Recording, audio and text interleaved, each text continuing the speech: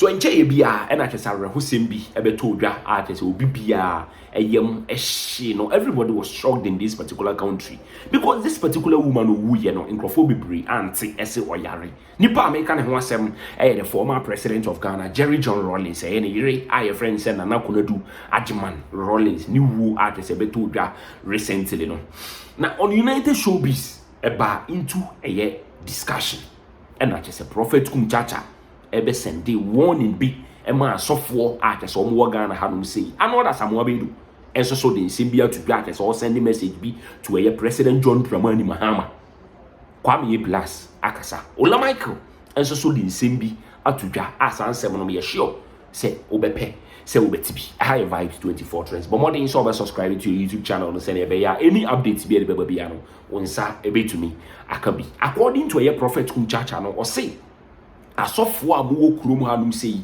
amude ese obi wu a na mokofa old videos atese ensem amokan ya atwam eba biem ebe kire se mo na modi kan share nkomo no wose wu a wunnim no yes ade ni bi na yenhwe unnim na se wo try a obe bone humodin bia se eye the president of Ghana any IGB ebeba arrest wo sofo kono edewo akwakotum according to Prophet Kumchacha no also no ye sofo ni bi na nkom hye no adoso osa sofo bi no mama nkom hye adoso no krom ama na ye tan na ono Prophet Kumchacha no some time ago sofo bi hye nkom fa ne ho ekire mu se Prophet Kumchacha be wu na ose wa park ne car ade chin ya oba be fa car no oba na ya lucy ne car no tie ni boat si nyina just ka de nanka onya accident na Arnold Baidoo echiremu a o se Nana Konadu Agyeman Rawlings the impact on women in this country there ntimi empepa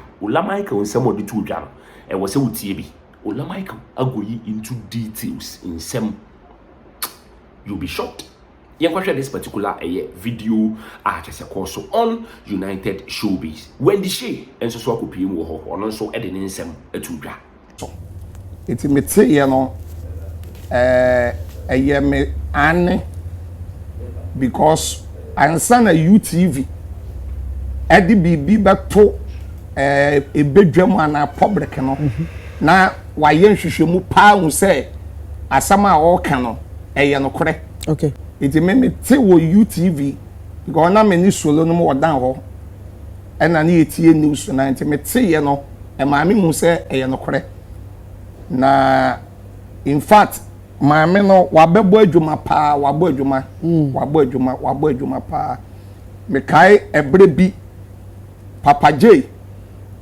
eka me ne osofo bi asem ewo kurumu ha na oka me ne osofo na asem no radio station for any TV for ayemi interview ewo ho iti no interview ni mo no in fact me ka se woye me papa so woye me papa de a no waka bibi afa me ne sofo na ho de a ene ye me nka hwe me ye interview more than be na wotumi ye no kora eti emuna oma ne baba ko ye sojani aye friend Mr. Alote okay e frɛ me so ohia me eti opese me bafi na in fact so obi frɛ won so sɛ opani bi hia wa enye se wo sole ya na wo kɔ because wi ase aye hu eti me ma me sofo baako ebo modern to anamon ekɔ Papa J office ena on sign call ya na on ko bisebise mu ana on so we no kore papa na o se me mra fie ena ye call ni fie eti ye call ya no in fact wona metena se bonkomo pa more than 2 hours na me kora na mennim se wote twi sa na ni twi no utumu se ye die bi not the twi ni mu da ho kama wona me bonkomo antie mu ana me di hu me maame a wafure mu yin because ni ye nyina ye hu na ni ye hia ni program ase e hia no baabi ni TV so ene ade eti maame nso oba pa Agyeman Konadu ni me bonkomo edi nkomo bebre eti efiri wo ba no na ese fie ho de ene tam bia me pesa me call no na me tumi call e no ansa ma frɛ Papa J me frɛ na oho a wakase bra me kwa na me na kɔbɔnkɔbɔ eti me tie maame we wu no me ya na ehye me pa because ye ka ema on de akukuduro ewa akukuduro edi onkunu machi ewo politics mu a wontumi nyi maami emfiri mu da wontumi woyi ni firi mu a enye honhom a nyame chiche ye no nyame ma no oba pa ya santo ade ye ni bi e na odi wura ni mu e ma otumi nya akukuduru a na wotumi didi ni kunwachi ekọ up and down ene ade eba etima kase Ghana fo ya hwere ade pa ya hwere ade nti wonyame emfa de kra ensie yie emfa emayen na owuo ne de twosem kora aka o se obema ben ote ase Psalm 89:48 ana onipa ben ote ase a obeka se onwuo a obeyi ne kra afuri asamando nsem eti onyame bra washa maye no say me say yesu odi 76 ana meboa 76 ene yehu eti na just 76 de otwedi ampo nyame di na twa pa because yemfie nyame e de amaye no Psalm 90:10 say e 70 e wo mu ane nyame to so anu akodu 80 ana du wo twe eti 76 na odi ye de a na te say nyame wo hira no e na maame no 76 ene said ye no tumi koba etumi nanti tumi koba me ka na nse ye nana awo kumasi efiri mu kura ye hu ni wo ho a wo koba ne ade pa but yeso owu okutade a enkwa entumi enye eti de America ede yesi so de say wabebo adwuma wode ye ni den ede abedi ni kun wachi e wo bra na ni kun ye sojani a na ni kun ede soja amamuo e ba ye na efiri ho ebe ye kabina min kabi amamuo ni nyina no obo aboso be ye 19 years edidi ni kun achi pa eti yabama Ghana fo ne abusuye nyina yakọ na ebiem se wo we ba ye no me hu se da bia me kasa se odifo enye se difo ni ho me kasi bibi so odifo ho pa nyame ye wadifo nyame ni ema ba ma hu se ma mi wuye social media do so adifo ni bi ai so won kuni fun ne ho ade on kun tokwa se we ya me na me di kan hu ye we ya me na me di kan hu ma me ni wuo we ya me na me di kan hu ye me na me di kan hye enkom no sa de na ye nuanu ma difo ni bi ye no you can kambrofo bi say totally the badadas or jibi jaba Jibi Jaba oh munyabo ya de bia o say oburodi ke Jibi Jaba ade amfaso ani so ade a hwehwa yi wo behu oh they we are honorable show also God, but I don't know. Gibberish now, okay, Anna. me see Jibi Jaba The spelling is saying. oh Say per se search it. now wo problem pa no sen Oh, So yes, yeah, we dear. start some keke. ah We are learning. Jipo de mama shoshe. ayen okay mpacho GB Huh? where do me say Jibi Jaba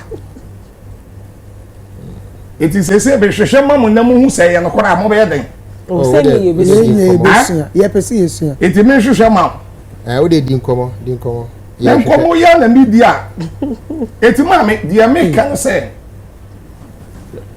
So hwehwemo hwehwe manabo emo omo ntebro funtu ah on tebro funti no hwehwemo Mary Shamo eti ma me nkoso na me hwehwe and then akoye nyampon so hwehwe Mary Shamo o ti mi nchen ko ntu die mi suro yebe oh ye hu say ye be hu ye hu kura ye be chem mu phone na Jibi Jaba ni so ai so hwehwemo o nsu ya de check ya de o say ogusu ah na me so mebo enyambotre so hwehwe wo contact mu the ai na me say wo Google the ani nyina account go na mu na me no okay ai eti ona gbunya abotre oh so for na me only problem na mo ma me ko be kasa no so e and so wo Jibi Jaba oh Jibi Jaba no me hu After the big jumper. mo ma me nkoso ase honorable Aden baby wo hwe contact mu. Ah, there been contact na no one here, you know. And only Google. Google no. It's one about the mama koso. Na brofu di enya brofu bia no bia na ka obeti ase. No. Bibi. O enya brofu nyina. Chibi Jaba, let's go. Is it the other man?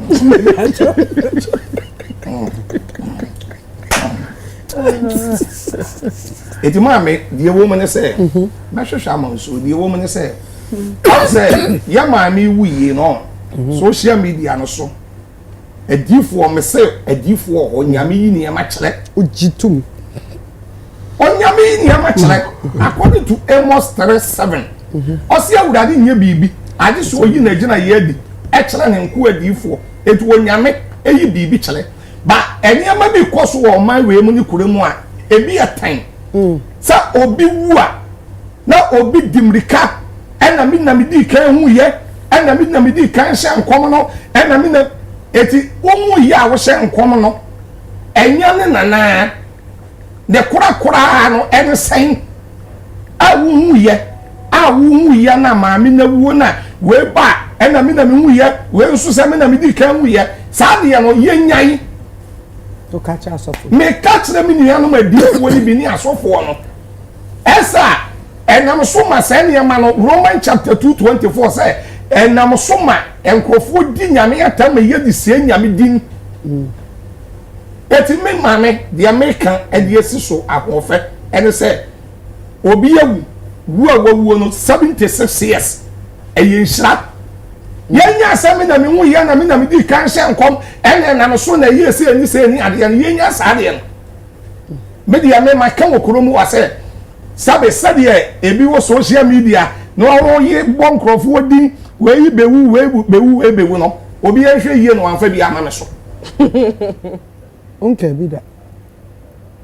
that be me social media me ni sagoro no ho eti me mpeso obi a bebo me din ena we bewu The Bible so we emphasize. ah me wu a wo de ma me wu enu kwansa wo de ba social media ebe kana Prophet Kumchacha wo bewu ebre bi obi ye mi bi sa oye me sa de no Prophet Kumchacha ebenya accident wo bewu na me kwa yie me ko parke me car ewo me fie gate ya no man fa nwura inside ade a chenye aye tu car na ye kwa yie time me no ni nyina front no e na esa zonto say na boat and not no so obi na begina wa na aju ni lusu I boat and not no nyina Uber me sure say On the silent room. we Yeah. encounter that.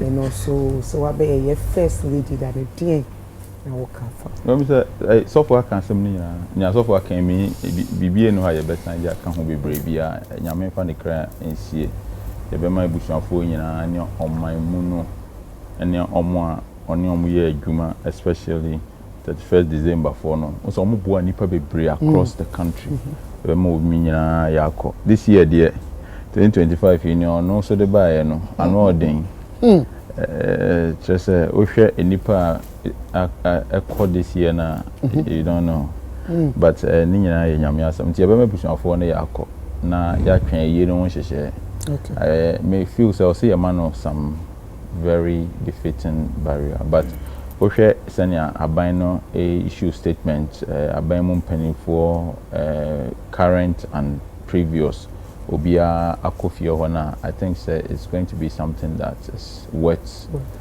in the status no intino ya be twen na ya hwe senia be ko MC. Yeah, Empress, I think say Yebema Ghana phone na. I mean, this is a sad news for you now because Obia Kasano wabo a year 31st women movements so mobilizing over 2 million women across Ghana no enye ejuma ketwa and Sebi Oyemami I never got the opportunity to meet her but I felt her impact through some of the Niema Oye. I mean, she played a major role in legal and policy reforms for women and children. Dear, say, widows, any and collar, and who buy. I think so. I think it's she redefined the role of a first lady. Nanka first na role na koye more ceremonial, but ono ba ye no ni advocacy ni niema o ye no redefine a role of being the first lady of the land. And I think she was the longest serving first lady na ye wo, and the only woman who dared to stand for a presidency. And so I think say Mama Konadu dear, the impact no will forever be felt. I think say as part of the advocacy, like the only woman now standing for president, Odi Kai, and I'm the first, yes. And you know, I think say the impact ni there, you be feeling as part of a niema or ye no. Yes, of course. Like I say, ye nyina na ade ato ye ni, because now ye nyina ye mame. And one thing I think so already wabo. So one thing ye nyina na me de kind in particular ye 31st December women's movement, you know. Me artist be I think say probably Prophet Brainy me fans name say I stand in for women, I speak for women. And you know, she was very inspiring to me. Why inspire me pa in so many ways. Say you can still be married and still shine on your own as a woman. What I say, and she was known as the first lady, not only because she was the wife of the late president. What I say, and that's something I am very, very beautiful to witness. You know, yeah, I'm from the crime see and a baby beyond so and a man one year more shedding. Empress, from 1981 to 2001, 20 years. And now, my mini Etna so as First Lady of the Republic of Ghana. And that was 1979. No, that was just about 4 months or 5 months. So, okay. Yeah. But from December 1981, then at 31st December, movement in the free buy. To 2001, Oma Peniko for BDRD, Ma Teresa, a first lady.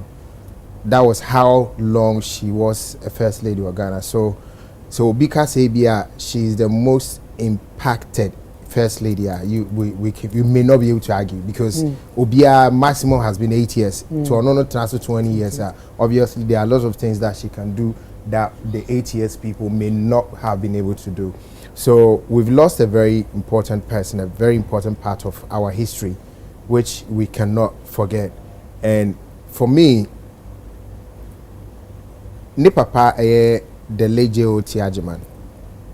And this what in some Prophet Kumchacha about this particular issue, and that is what Chilemua or saying commission or no ya shibia fane honda.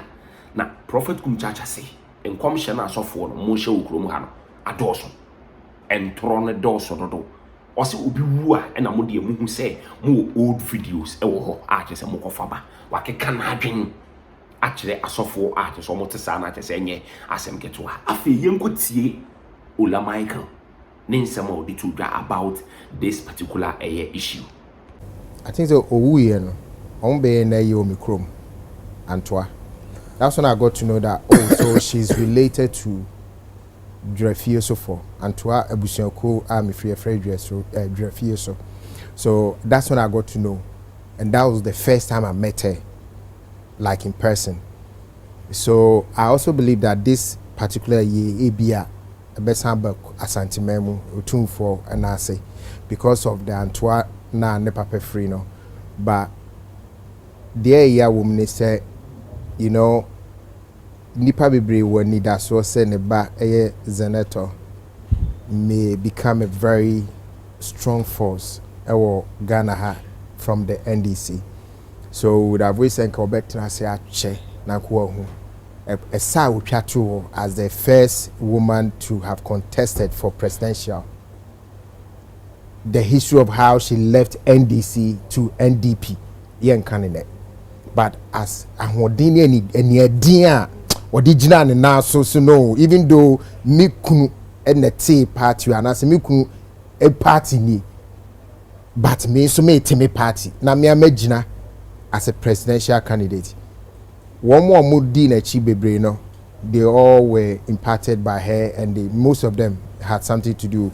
Prominent among them is the Abua Papon. What's his name? Owusu Bempa. Senior Owusu Bempa. So the only papi bra maame we life I impact omo pa omo a mo free yamba say 1981 Hoban bebre na they really benefited from her. If not for anything at all, that school now 31st December for Shase. Also more crèche across the country. Like there were a lot of crèche and nurseries across the country. Lots of people echo schools nibi. I don't know why along the line we decided to collapse them, but she has really paid her dues. And I'm happy say President Kase yenye 3 days mourning, which will end on Sunday. Which tells you say, oh yeah, we all acknowledge how impactful our year na yebesre say yebetimi enya ma bebrea ombetimi a 19 anamo so na dachi benya oba president e wo Ghana na mema na di so ache ntino yesre se dachi we no okọ nyame nchen a oni nyame nkasama yen na onkasama ma na yenya oba be die so odi enye hwekura de 4 years pem pokraye na yenhwe nsisanya ebetimi aba because emma edlidi omaya ana satraye pa eneba ebesere se nyame mfa ne kransie yemayen na we nye politics asem ye nyina na ahwerade ti ye nyina mompai se abusua no ebenya abotoyem na especially says I say abusua na ba be season eto na so say if you look at how things are, even though abusua penny forward there, but she seems to be the one that has to put the family together, the siblings together and all that. And I trust that she can handle this issue. Ye nyina ye behwe na ya strenya me so mfa ne kranse mai. Medas. Ano. I'm president also. Picture. Yeah, some more. I mean, it's very unfortunate. So now kind of yahwade, nyina yahwade. Na I'm sure so be our teen news be on that Thursday maybe no. Receiving with some level of shock. The internet can say, who say oyare. The few public appearance or year before we, the most prominent one, Dotiena, on an Nkwala no Ekoyen, and we also how she was. We didn't see any, ill health be attached. And I answer all your tea and say, Waka baby. Now, the Bema Ibusan phone na some shedding, especially in Nkwala. Now, since Thursday, you show videos and the pictures, but you could see, say, Nkwala are trying to be strong. Now, last one, don't to me cry, only don't to me cry. First two, Zaneto and Yasantua, almost they see say they are being strong. But I mean, I know if I'm getting the names correctly, my last one, no dear on to me, the last girl. The Beman also is keeping a very strong face. I mean, the gentleman on the house, but. Clearly, you could see say they are really affected, and it's understandable. I mean, Omomame, and especially Kimathi, time obey young man. Only mame could be I mean, send mame with so you can actually feel what they are going through. Now, for some of us, I actually. It's way any aye Ula Michael, any Arnold Baidoo, among some can ye Nana Konadu Agyeman the former president of Ghana, ewu beto in the public domain no na kese almost say ya because that particular woman the impact on women and niema wa be ye wo Ghana hanum say no ya de wo say yetimi ebona baso wadwen kire ene sen ya rehosem. Our condolences to the family of a prophet. President Jerry John Rawlings, the former president, any ma, any BBR, just say, Charlie, Hosem, you name Campo, Hosem. Oh, first time, Abani Abomoni subscribe to YouTube channel and send a drop it update. You'll be the first person I will say, to me, Akabi.